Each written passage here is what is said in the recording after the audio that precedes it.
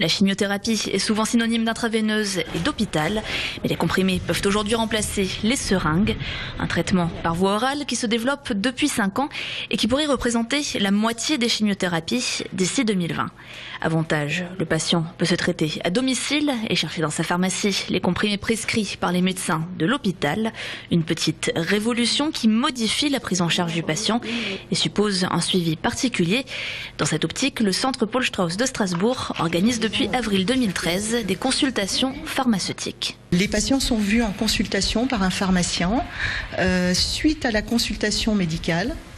Et le pharmacien va lui donner toutes les informations nécessaires pour la bonne compréhension du traitement et surtout va voir avec le patient comment on peut gérer en amont les effets indésirables, comment il va adhérer au traitement parce que ce souci d'adhérence est un enjeu majeur.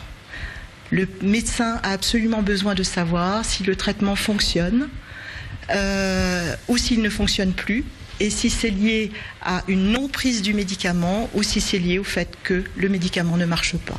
Le patient est très demandeur de globalement banaliser sa maladie, c'est-à-dire de pouvoir vivre comme tout le monde, de ne pas avoir des contraintes de revenir toutes les semaines, tous les 15 jours à l'hôpital. Et ça, c'est extrêmement important pour lui de se dire aujourd'hui j'ai une forme orale, j'ai des comprimés, je peux vivre chez moi. Une consultation pharmaceutique qui pourra précéder l'éducation thérapeutique aux chimiothérapies orales, autre volet du suivi du patient, mis en place par le centre Paul Strauss. Le projet est en attente de validation à l'Agence régionale de santé. C'est de la chimiothérapie, même si ce sont des médicaments oraux. Donc on peut peut-être les banaliser parce que c'est de l'oral et on peut les prendre à domicile, mais ces médicaments ont de nombreux effets secondaires et souvent les patients s'arrêtent de les prendre à cause de ces effets secondaires. Donc pour mieux gérer ces effets, on a mis ce programme en place parce que du coup le patient, suite à la consultation avec l'oncologue, bénéficierait d'une consultation pharmaceutique avec le pharmacien du centre et verrait une infirmière qui l'appellerait à 8 jours, 12 jours du traitement pour voir comment il supporte son traitement, s'il arrive à prendre ses comprimés, comment il arrive à les gérer. Cette nouvelle prise en charge des patients va dans le sens du plan Cancer 3, tout juste présenté par le président de la République.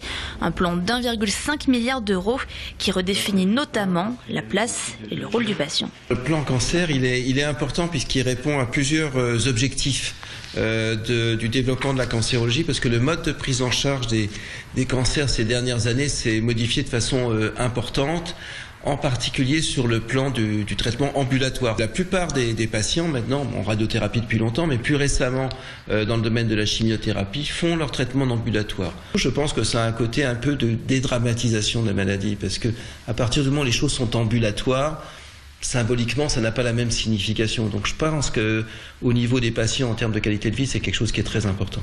140 000 familles en Alsace sont aujourd'hui confrontées à cette maladie.